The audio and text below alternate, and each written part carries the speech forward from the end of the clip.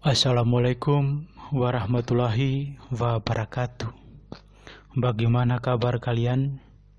Semoga selalu diberi kesehatan dan keberkahan. Amin. Pada cerita kali ini, admin akan menceritakan pengalaman dari akun Twitter Wahyu Surendra. Sebelum kita memulai ceritanya, ada baiknya kita berdoa menurut kepercayaan masing-masing, agar selalu di dalam lindungannya. Oke, langsung aja kita mulai ceritanya. Di balik tanjakan Gunung Slamet. Admin di sini akan bercerita dari sudut pandang penulis, yaitu Wahyu. Di sini saya akan bercerita tentang perjalanan kami mendaki Gunung Slamet. Oke, mungkin kita mulai dari perkenalan anggota. Kita waktu itu naik 9 orang. Ada yang namanya Adi, Roni, Sandrine, Adam, Kevin, Indra, Cindy, Restu, dan saya sendiri, Wahyu. Kita berangkat dari Jogja sore sekitar pukul 5 waktu itu. Perjalanan dari awal sudah ditemani hujan yang lebat.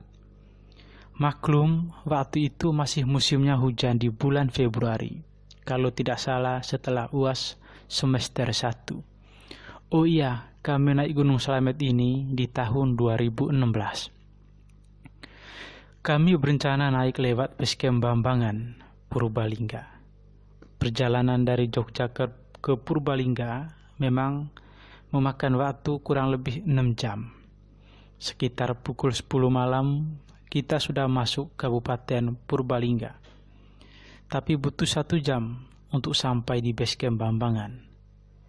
Perjalanan yang jauh, hujan selalu menemani, membuat kami sudah tidak sabar untuk segera sampai ke pos Bambangan. Mungkin sudah bisa dibilang pemanasan di jalan.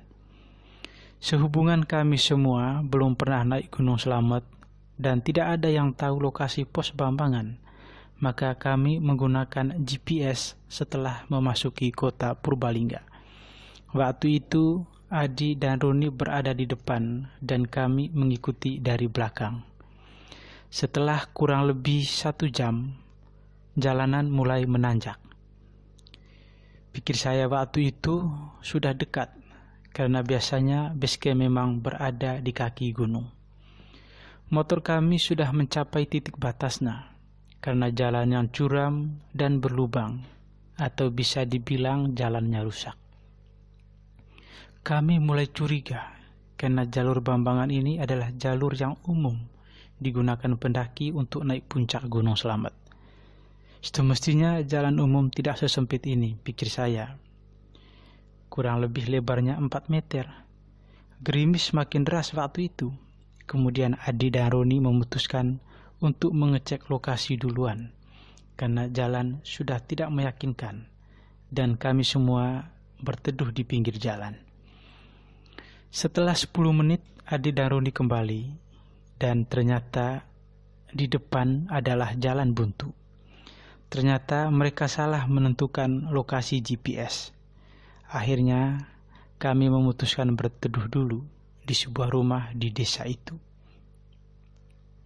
Sinyal yang sangat susah, kemudian badan kami semua basah, menambah semerawut pikiran kami. Desa itu juga sangat sepi, tidak ada orang sama sekali. Dan selama naik, kita juga tidak berpapasan dengan kendaraan lain. Padahal waktu itu malam minggu. Kami memang sengaja untuk berbicara dengan keras dan agak ribut. Pikir kami supaya orang yang ada di dalam rumah itu keluar. Kemudian kita bisa menanyakan letak basecamp Bambangan. Sudah setengah jam lebih kita di situ, dan orang di dalam rumah itu tidak ada yang keluar. Padahal lampu di dalam rumah menyala, walaupun memang sudah jam 23:30. Tidak ada informasi apa-apa yang kita dapat. Tapi berhubung masih hujan, kami tetap berteduh di depan rumah. Waktu itu Indra memohon izin untuk pergi ke belakang mencari tempat kencing karena mungkin sungkan jika kita mengetok rumah itu. Setelah beberapa menit indera pergi, saya mendengar seperti ada suara orang yang menyanyikan lagu Jawa atau biasa disebut nyinden. Saya awalnya bingung, di tempat sunyi seperti ini, apakah ada orang yang punya acara nikahan? Udah hampir tengah malam juga. Di seberang jalan juga sudah jurang. Di samping rumah itu, jaraknya dengan tetangga sangat jauh. Waktu itu saya hanya diam saja dan tidak bicara kepada yang lain supaya tidak membuat keadaan semakin kacau. Saya mulai merinding. Kemudian Adi yang di samping saya tampak terlihat kebingungan juga. Tidak lama dia bertanya kepada saya, "Lip, kamu dengar suara ada cewek nyanyi?" Kemudian saya hanya mengangguk dan menyuruh Adi untuk diam saja dan akan saya jelaskan nanti di bawah. Maklum Adi ini berasal dari Kalimantan dan mungkin tidak menemukan hal seperti ini di sana. Tidak berselang lama Indra balik dari tempat kencing. Kemudian ia berbicara kepada saya. "Cuk, kamu dengar gak?" Saya jawab, "Iya dengar, ya udah kita cepat turun aja. Gak bagus di sini." Kemudian saya memutuskan mengajak teman-teman semua untuk turun saja. Gerimis juga sudah mulai agak reda waktu itu. Lagi-lagi masalah datang. Tas carrier saya tiba-tiba putus bagian lengan sebelah kiri. Padahal waktu itu tidak ada gejala apa-apa sama tasnya. Ditambah lagi motor Sandrin yang berboncengan dengan saya pas digas sama sekali tidak bisa jalan. Mungkin pambelnya bermasalah gara-gara barusan jalan jauh. Lalu berbarengan juga dengan motor Kevin, knalpotnya mengeluarkan asap yang tidak biasanya. Terpaksa saya, Sandri, dan Kevi harus menuntun motor pelan-pelan melewati jalan yang terjal itu. Jalan yang rusak, licin, sebelah kanan juga jurang, ditambah gerimis masih turun, membuat fisik dan mental kami drop. Saya masih terngiang suara nyinden di atas tadi. Pikiran saya sudah mulai tidak karuan. Di pikiran saya cuma bertanya, apakah besok kami sanggup naik dengan kondisi semerabuk seperti ini? Setelah beberapa lama kita berjalan menuntun motor, kondisi jalanan sudah mulai baik. Tetapi masih saja kita tidak menemukan seorang pun di situ, selain rombongan kami sendiri. Motor Sandrin dan Kevin sudah mulai normal dan bisa dikendarai, walaupun harus sangat pelan-pelan. Teman kami yang lain sudah duluan di depan. Sampai akhirnya kami menemukan sebuah persimpangan jalan, dan mereka yang tadi duluan sudah menunggu di sana. Jam telah menunjukkan pukul 1.30 malam. Kami semua akhirnya memutuskan untuk mencari masjid dan sementara tidur di sana dulu. Sesampainya di masjid, kami langsung mencari tempat untuk tidur. Saya langsung terlelap karena kecapean waktu itu. Padahal kondisi badan dan baju basah. Tetapi setelah kejadian itu, pikiran sudah tidak karuan dan fisik juga sangat lelah. Paginya alarm kami bersautan dan tidak lama azan subuh sudah berkumandang. Segera kami ambil wudhu dan salat subuh. Setelah sholat, saya ditanya bapak-bapak yang ikut berjemaah dengan kami. Rumah bapak itu juga berada di sekitar situ. "Mas, ini rombongan dari mana? Mau kemana?" Kemudian saya menjawab, "Oh, kami ini dari Jogja, Pak. Mau ke Gunung Selambat." "Walah, kok tidak tidur di base camp Bambangan?" tanya bapak itu.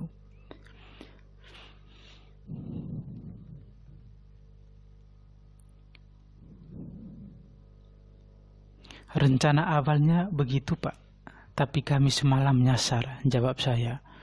"Walah iya Mas, memang sering pendaki nyasar di sini. Rata-rata nyasarnya di desa sebelah barat itu, arah base camp ke utara saja," ucap bapak itu. Sebenarnya pada momen itu saya mau bertanya, sebenarnya desa sebelah barat itu desa apa? Kok sama sekali tidak ada orang dan sangat hening? Tapi setelah kejadian malam di desa itu, saya tidak bertanya macam-macam. Takutnya malah teman-teman dengar dan tidak mau melanjutkan perjalanan. Kemudian saya jawab bapak itu, "Iya Pak, terima kasih." Kemudian setelah semua kumpul, kami musyawarah. Apakah kita akan lanjutkan pendakian dengan kondisi seperti ini? Fisik sudah capek, kurang tidur, tas rusak, dan motor juga tidak fit. Setelah dirembuk, akhirnya kami tetap memutuskan untuk naik. Sudah jauh sampai di sini, masa tidak jadi? Di sana kami pelan-pelan jahit tas yang putus, dan akhirnya bisa. Motor juga dapat diperbaiki dan bisa jalan walaupun harus sangat pelan-pelan. Tapi memang tetap saja perasaan saya tidak enak setelah kejadian beruntun semalam yang tidak masuk akal. Tapi saya tetap mencoba berpikir positif dan bismillah tetap naik. Jarak masjid dengan base camp kira-kira setengah jam. Sesampainya di base camp, kami memarkir motor, registrasi ke perizinan, kemudian mencari sarapan dulu sambil sedikit packing tas kami yang acak-acakan. Waktu itu sudah menunjukkan pukul 9 dan kami masih ketiduran karena kekenyangan. Padahal target kami bisa sampai di base camp di pos 7. Setelah selesai rebahan dan packing ulang, kami memulai pendakian di pukul 10 pagi. Trek di Slamet ini menurut saya sangat terjal. Pohon-pohon yang berakar besar juga menambah suasana terkesan mistis. Pukul 13, kami sampai di pos 1. Kemudian saya berbincang dengan teman. Kalau pos 7 sepertinya tidak sampai sore ini. Kira-kira minimal kita sampai di camp di pos 5 saja. Karena jika sudah sampai pos 3, estimasi ke pos selanjutnya hanya sekitar setengah jam. Setelah beristirahat sebentar dan meminum es teh di warung pos 1 Gunung Slamet, kami melanjutkan perjalanan menuju pos 2 yang diperkirakan memakan waktu 1,5 jam. Trek yang terjal membuat nafas kami terengah-engah, apalagi saya sendiri sudah lama tidak naik dan jarang olahraga, ditambah dengan kejadian semalam yang terus berputar di pikiranku. Ditambah juga anggota kami ada yang baru sekali ini naik gunung, yaitu Restu dan Kevi. Restu mulai mengeluh karena kakinya terasa sakit dan menyuruh kami untuk berangkat duluan. Akhirnya tim kami terpecah menjadi 2. Saya, Roni, Kevi dan Adi berangkat lebih awal untuk mendirikan tenda di pos 5. Pukul 4:30 sore, kami yang di depan baru sampai di pos 3.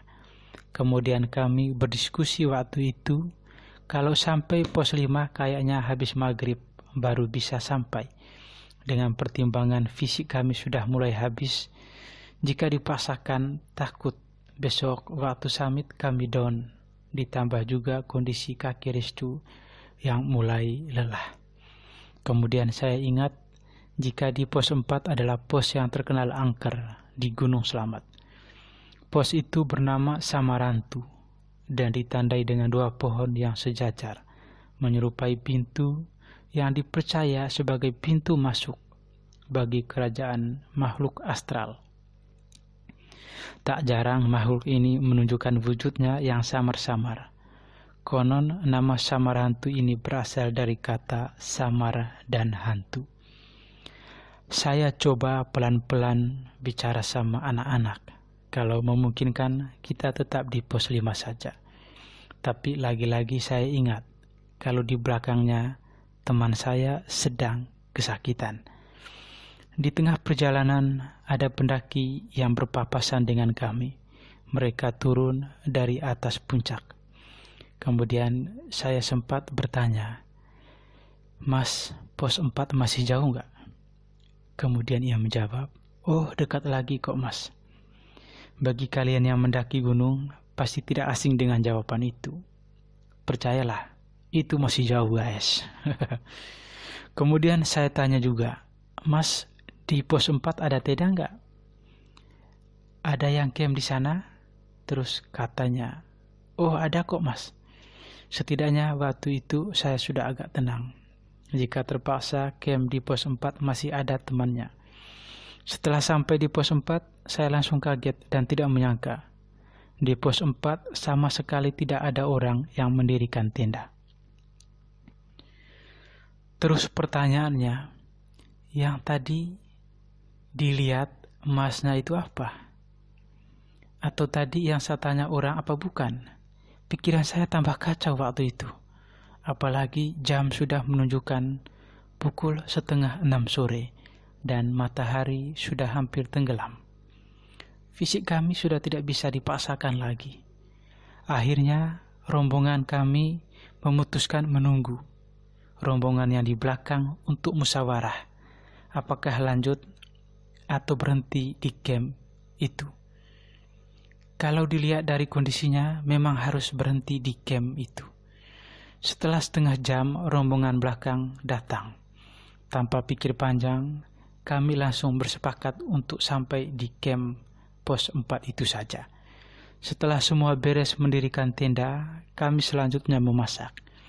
Tidak lama ternyata, banyak pendaki yang tiba lalu bareng-bareng mendirikan tenda di situ dengan kami. Pikiran mulai agak tenang rasanya. Ternyata banyak teman juga di sana. Setelah makan, kami langsung berbaring di posisinya masing-masing untuk beristirahat. Kecuali Roni dan Indra, mereka masih merokok dan merebus telur untuk rencananya kami makan berbekal summit besok subuhnya. Lagi-lagi kejanggalan terjadi. Telur yang direbus dari jam 8 malam sampai jam 12 malam sama sekali tidak matang. Mereka tidak memikirkan aneh-aneh waktu itu, karena posisi kami juga sudah sangat capek. Alam yang sunyi pukul 4 waktu itu, rencananya kami summit di jam 5, tapi ternyata angin sangat kencang sekali, dan saya tidak tega membangunkan mereka, karena mereka semua terlihat sangat kecapean. Akhirnya setelah sarapan, kami memutuskan ke puncak lagi. Hanya membawa daypack dan peralatan seperlunya saja. Tenda kami tinggalkan di pos 4.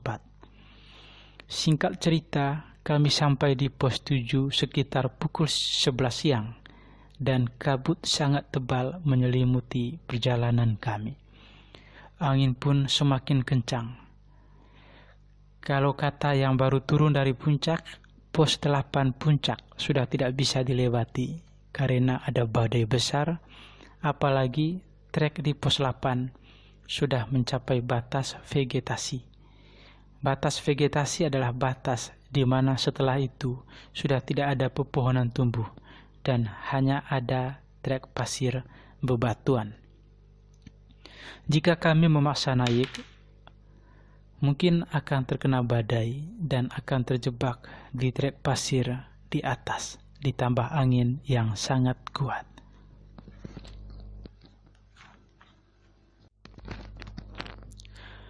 Melihat keadaan yang tidak memungkinkan, dengan berat hati kami memutuskan untuk tidak melanjutkan pendakian sampai ke puncak.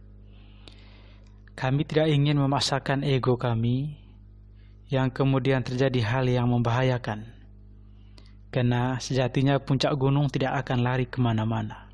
Masih ada banyak kesempatan di lain waktu. Kami berencana setelah sampai pos 4, langsung membereskan tenda dan turun supaya sampai di base camp masih sore dan bisa langsung meneruskan perjalanan ke Jogja. Tapi rencana kami tidak semulus. Kami sampai di pos pukul 1 siang. Setelah melihat keadaan untuk membereskan tenda, Tiba-tiba angin kencang diiringi hujan lebat turun saat itu. Mau tidak mau, kami menunggu hujan reda untuk melanjutkan perjalanan, dan sementara waktu kami beristirahat dulu di dalam tenda. Setelah bangun, saya melihat jam sudah menunjukkan pukul 5 sore.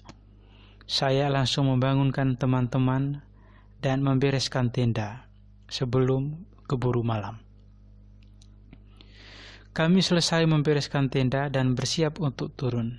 Jam sudah menunjukkan pukul 5:45. Mau tidak mau kita turun dan ngetrek malam. Trek licin dan mungkin harus sangat hati-hati supaya tidak terpeleset. Setelah sekitar 1 jam, kami tiba di pos 3. Jam sudah menunjukkan pukul 7 malam. Kami semua sudah memakai headlamp dan senter di tangan. Dan lagi-lagi perjalanan kami tidak mulus. Sambil beristirahat dan nyemil sisa makanan, kami duduk di sebuah pohon tumbang. Adi yang memang menjadi leader mencoba melihat jalan kita selanjutnya. Dia mencoba menerangi jalur dengan senternya. Tiba-tiba dia melihat sesosok makhluk seperti kucing besar dengan mata yang berwarna merah. Makhluk itu tepat berada di jalur yang kita lewati. Tapi itu hanya sekilas. Waktu itu dicari lagi dengan senter. Sosok itu sudah tidak ada lagi. Saya yang berada di samping dan sekilas juga melihat sosok kucing besar itu langsung bingung juga. Sekarang logikanya, jika itu hewan buas, macan atau sejenisnya, seharusnya ketika ia bergerak atau lari selalu ada suara gesekan dengan rumput. Tapi itu sangat sunyi dan sama sekali tidak mengeluarkan suara. Saya langsung ngomong ke teman-teman waktu itu, "Ayo, sudah kita lanjut jalan lagi. Jaraknya didekatin lagi. Jangan jauh-jauh dengan teman-teman yang lain." Setelah saya ngomong begitu, mereka semua terlihat kebingungan. Tapi mereka sepertinya paham kenapa saya bicara secara tiba-tiba seperti itu. Nah, dari sini suasana terasa sangat mencekam. Tidak ada suara sama sekali. Kami tidak saling mengobrol dan sangat hening. Semua fokus berjalan di jalurnya masing-masing. Perjalanan dari pos 3 menuju pos 2 terasa sangat sunyi. Hanya gesekan kaki dan rumput yang terdengar. Kondisi mental semua bisa dibilang down di sini. Ditambah fisik sudah sangat lelah. Ingin rasanya cepat-cepat sampai di base camp.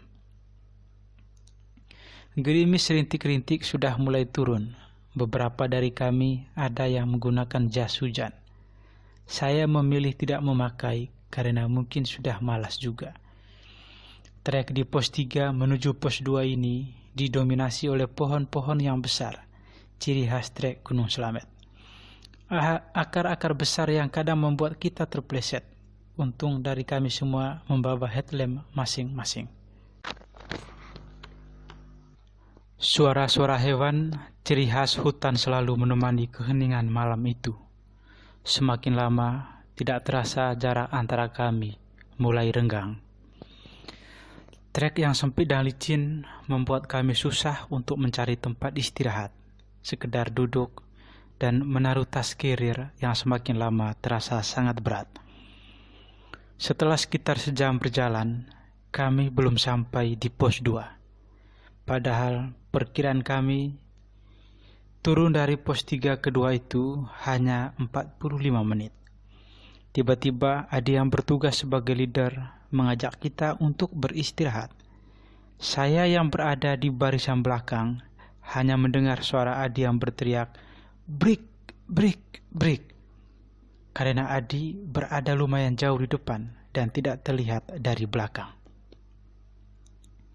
Dari sorot senternya dia berada setelah trek tikungan yang berbelok ke kanan yang ada di depan. Mungkin dia menemukan tempat yang cocok untuk beristirahat, pikir kami yang di belakang.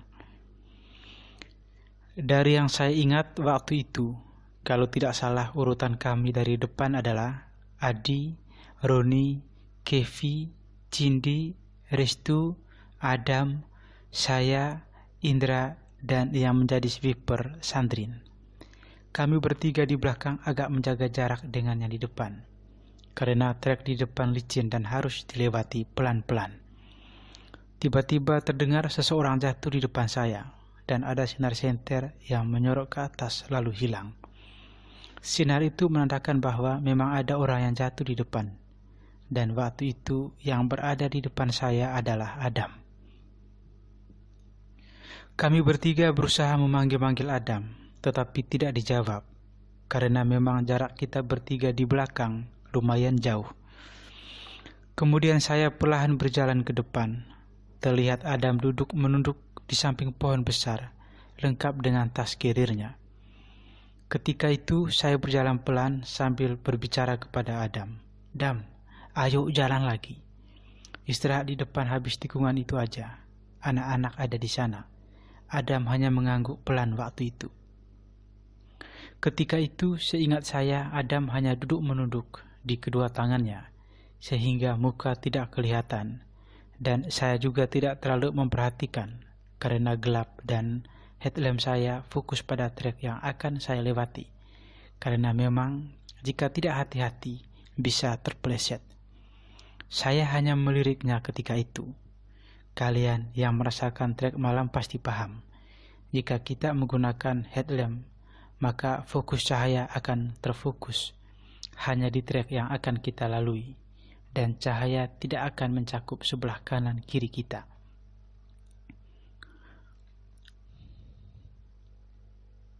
Waktu itu saya terus melangkah ke depan supaya segera bisa istirahat. Tapi di belakang saya, Indra juga menyapa Adam untuk segera berjalan supaya bisa beristirahat di depan. Tetapi Adam tetap diam menunduk saja. Dan yang tersisa di barisan belakang adalah Sandrin. Waktu itu dia menjadi sweeper. Dan biasanya sweeper bertugas memang menjadi orang yang paling belakang dan tidak boleh menyalip teman rombongannya. Sandrin hanya berdiri di samping Adam yang masih duduk menunduk. Dam, ayo Dam, istirahat di depan saja. Adam tidak menjawab sepatah kata pun. Saya dan Indra terus berjalan ke arah tikungan di depan supaya bisa duduk istirahat. Pada waktu di tikungan, kami berdua melihat rombongan kami yang sudah beristirahat duduk di depan. Nah, disitulah kami kaget. Tak disangka, ternyata Adam sudah berada di depan, bergabung dengan teman kami yang lainnya. Kemudian Adam yang di depan berkata kepada kami, Ayo, dikit lagi, bersemangat. Seketika itu pun saya merinding dan hanya saling memandang dengan Indra. Kami kebingungan waktu itu. Pikir kami, terus yang duduk menunduk di samping pohon besar, di belakang tadi itu siapa? Kami berdua masih berdiri dan tidak berjalan selangkah pun. Ingin rasanya mengarahkan senter ini ke sosok yang di belakang tadi. Tapi mungkin sudah tidak ada keberanian lagi. Suara Adam yang di depan tadi ternyata terdengar oleh Sandrin yang berada di belakang. Dan masih berada di samping persis sosok yang menyerupai Adam tadi. Kemudian terdengar teriakan Sandrin dari belakang. Dam! Dan disaut oleh Adam yang berada di depan tadi. Oi! Seketika itu pun Sandrin tidak berani menoleh ataupun melirik sesosok yang menyerupai Adam yang ada di sampingnya. Sandrin langsung berjalan setengah berlari menyusul kami. Ketika bertiga, kami hanya saling memandang dan tidak bisa berkomentar apapun mengenai kejadian di luar nalar tadi. Kami langsung bergabung dengan rombongan. Tidak ada yang berani menoleh ke belakang lagi. Kita beristirahat sekitar 15 menit kemudian melanjutkan perjalanan. Sandrin meminta digantikan menjadi sweeper ketika itu. Maklum, menjadi sweeper memang tidaklah mudah. Gampang, apalagi ketika berjalan di trek malam. Sweeper harus sabar, tidak boleh mendahului anggota di depannya. Ketika ia menemui hal atau kejadian di luar nalar, ia harus sanggup memendamnya sendiri dan tidak boleh sampai terdengar anggota lain, karena akan menimbulkan kepanikan di dalam rombongan. Setelah kejadian itu, santri bergantian dengan Indra menjadi sweeper. Setelah sekitar 40 menit berjalan, kami sampai di pos 2. Kalau tidak salah, waktu itu sudah menunjukkan pukul 9:30 malam. Di pos 2, kami beristirahat agak lama, karena selama dari pos 3 tadi, kami hanya bisa beristirahat sekali, sedikit memakan sisa cemilan yang kami bawa, sambil membuka obrolan untuk mencairkan suasana. Setelah sekitar jam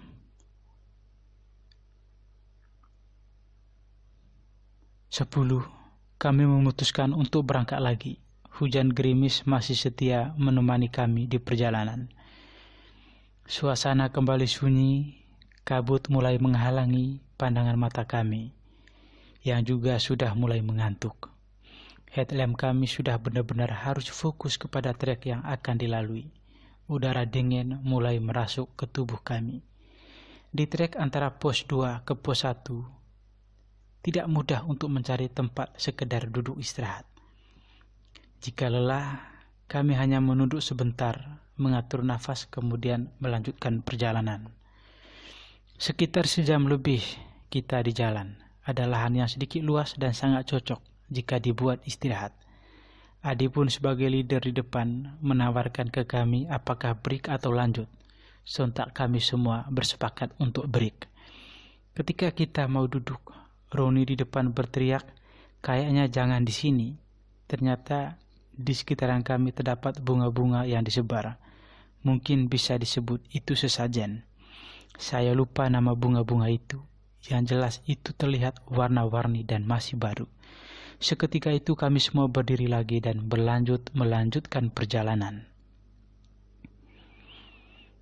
Sepatu yang saya pakai mulai sangat licin karena banyak lumpur yang menempel dan saya sudah sangat malas untuk membersihkan lagi. Saya bergantian dengan Indra menjadi sweeper ketika itu. Kita berpapasan dengan tim SAR yang naik karena ada laporan pendaki yang cedera di atas. Kami bertanya, apakah pos 1 masih lama? Kemudian mereka menjawab, masih lumayan kalau dari sini, paling sekitar setengah jam lagi.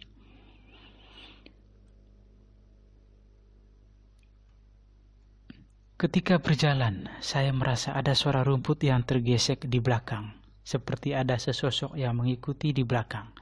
Saya hanya cuek saja dan fokus berjalan ke depan.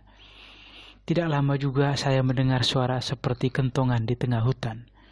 Suara kentongan terdengar seperti kentongan yang biasa ada di pos Siskamling. Saya masih berusaha cuek dan tidak berani mengarahkan lampu headlamp ke arah hutan. Entah sugesti atau apa, saya merasa orang yang mengikuti saya di belakang semakin dekat dengan saya. Langkah saya semakin mengganggu telinga. Saking takutnya, tangan saya tanpa sadar memegang tas kirir Indra yang berada di depan saya. "Berat, Cuk, kenapa tanganmu tarik-tarik tasku?" kata Indra. Saya menjawab, "Diam dulu, aku lagi ketakutan ini. Memang bukan kali ini saja menjadi sweeper di pendakian malam. Sudah beberapa kali saya merasakan teror-teror seperti itu di gunung lain. Entah kenapa kali ini saya benar-benar dibuat sangat takut. Tidak betah sebenarnya, tapi mau bagaimana lagi? Tidak enak juga untuk mengajak bergantian. Waktu sudah hampir menunjukkan tengah malam waktu itu, dan kami masih belum sampai di pos 1. Ingin rasanya cepat-cepat sampai, kemudian tepat pukul 12:30 malam, kami sampai di pos 1. Rasanya lega sudah sampai di sini. Di pos ini kami beristirahat agak lama sambil mengobrol. Nah, di sini kesalahan kami adalah bercerita hal-hal yang mistik yang kita alami tadi. Mulai dari ada sesosok yang menyerupai Adam, suara langkah kaki, suara kentongan, dan lain-lain. Sebenarnya hal-hal seperti ini tidak boleh dibahas ketika masih di atas dan sebaiknya disimpan, kemudian diceritakan kembali di bawah. Tapi mungkin kita sudah tidak tahan ingin bercerita semuanya. Dan ketika itu Restu mendengar cerita kami yang membuat dia tidak mau melanjutkan perjalanan dan ingin berkem di pos itu. Ketika itu alasannya hanyalah ketakutan. Kami tetap memaksa turun karena perjalanan ke base camp tidak sampai sejam bisa sampai. Waktu menunjukkan 12:30 malam dan kami memutuskan untuk berjalan menuju base camp. Memang ketika itu rasanya bisa turun dengan lega dan sudah melewati hal-hal yang di luar nalar. Gerimis pun tidak turun lagi. Perjalanan menuju base camp kita lewati sebuah sungai kecil dengan banyak bebatuan. Kita memutuskan untuk merokok sebatang sambil sedikit menikmati suasana kaki Gunung Slamet. Bulan terlihat sudah mulai nampak di malam itu. Malam di mana kita telah melewati hal-hal yang belum pernah kita alami seumur hidup. Pengalaman yang membuat kita paham bahwa kita tidak sendirian di sini. Ada banyak hal yang tak kasat mata di luar sana dan bisa berinteraksi dengan kita. Saya sempat berpikir waktu itu, saya kapok dan tidak akan mengulangi trek malam lagi di gunung ini. Tapi tidak tahu nanti jika suatu saat nanti saya masih diberi kesempatan untuk menggapai puncak Gunung Slamet. Setiap tempat selalu punya hal-hal yang tidak kita pahami. Intinya hargai semua itu karena kita bukanlah satu-satunya makhluk yang diciptakan Tuhan. Masih banyak di luar sana makhluk-makhluk Tuhan yang harus kita hargai keberadaannya. Setelah sampai di bawah, ternyata Restu baru berani cerita ke kami alasan mengapa dia tidak mau turun. Karena di perjalanan menuju pos 1, dia telah melihat sesosok makhluk. Entah sosok itu pocong atau Mbak Kunti yang berdiri di dekat pohon besar. Tapi dia memang takut untuk menceritakan pada waktu itu. Oke, mungkin sekian cerita yang bisa saya bagikan. Kisah ini adalah kisah nyata yang kami alami di tahun 2016. Semoga bermanfaat. Terima kasih juga untuk teman-teman yang berperan penting di dalam cerita ini.